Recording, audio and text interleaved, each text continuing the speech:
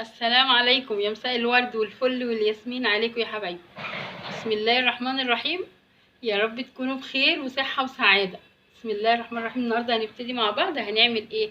هنعمل طبعا الموز موجود لسه ظاهر، يعني هو انا عايزه اقول لك حجمه طبعا لسه صغير بس بلدي، وطبعا مفيد جدا، في حديد وفي مفيد لمرضى القلب والرياضيين ولولادنا في المدارس، مفيد جدا. قلت هنعمل لهم ايه؟ كيك الموز. انا هعمل قالب، انتي بقى لو عايزه تعملي صينيه اكبر هنضاعف المقادير. فانا هقول معايا ايه. بسم الله. معايا 2 بيض خارج التلاجة، ومعايا 100 جرام زبدة على زيت لو عايزة تحطي زيت لوحده عادي، ومعايا 100 جرام سكر، ومعلقتين كاكاو اسباني، ومعايا رشة ملح، ومعايا معلقتين زبادي، وكيس بيكنج باودر، ورشة فانيليا، والدقيق بقى اللي هو 150 جرام. سوري، 200 300 جرام، اللي هي كوباية ونص، 300 جرام يا حبايبي، اللي هي الكوباية 200 جرام، و100 جرام كمان يبقى 300 جرام دقيق منخول. فهنبتدي، اول ما هنبتدي هنعمل ايه؟ هنهرس الموز. انا عايزه 4 ثمرات، لو كان طري عندك يبقى احلى واحلى. ناخد 4 ثمرات على قد مقدار الدقيق اللي هو 300 جرام. عايزه اعرفك يا قمر ان الفرن والع. بنحضر الحاجات كده قدامنا والفرن هيبقى والع اهو. هناخد 4 ثمرات كفايه على المقدار ده.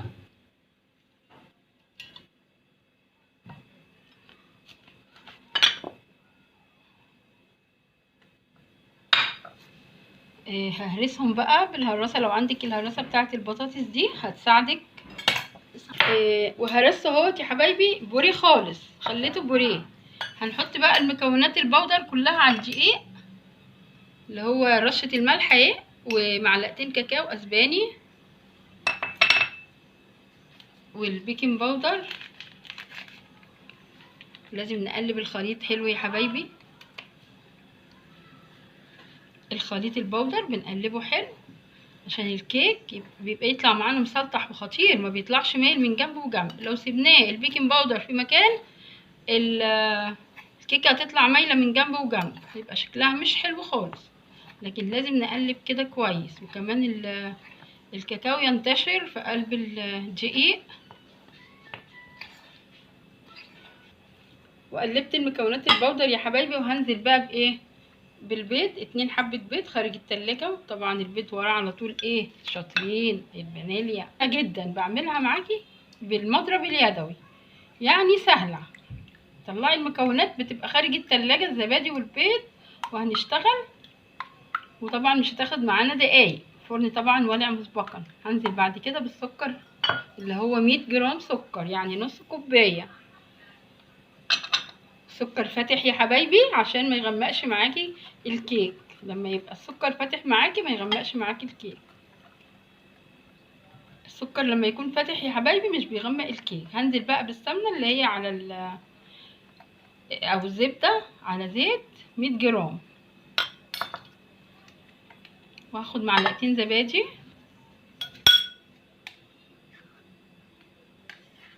طبعا احنا شطار وعارفين الزبادي بيعمل ايه في الكيك، بيطري معانا الكيك ويبقى الكيك طري معاكي كده ورهيب. هنقلب حلو عشان هننزل بالموز، اللي هم 4 ثمرات موز مهروس كده يا حبايبي. المواد السائلة كلها ومعاها الموز. وهنزل بقى بالمواد البودر اللي هي ايه؟ 300 جرام دقيق منخول، و2 معلقة كاكاو خام، وباكو بيكنج باودر، ورشة ملح. وهنقلب في اتجاه واحد بسم الله كده. وعايزه اقولك ان انا معايا القالب اللي هو بتاع الانجليش كيك، دهنته زبده وسبته ينشف وعفرته بالدقيق.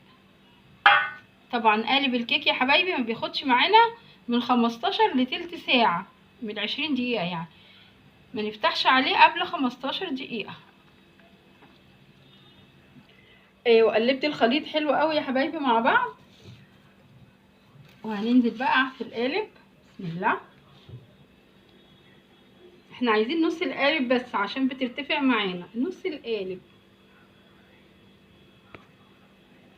ويا حبايبي حطيته في قلب القالب وهدخله الفرن. الفرن ولع مسبقا طبعا، هياخد معانا مش هنفتح عليه قبل 15 دقيقة، هو هياخد معانا من 15 ل 20 دقيقة وهيخلص هقدمه معاكم.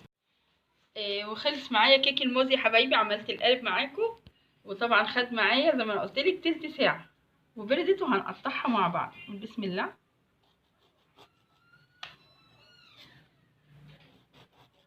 رهيبة رهيبة رهيبة. اوريك الفراغات بتاعتها اهي، بصي طريه ازاي. ليه بقى يا حبايبي؟ طبعا كيك الموز وحاطين ايه الزبادي والمقادير اللي انا مديها لك مش هتنجح معاكي من اول مره. هايله هايله.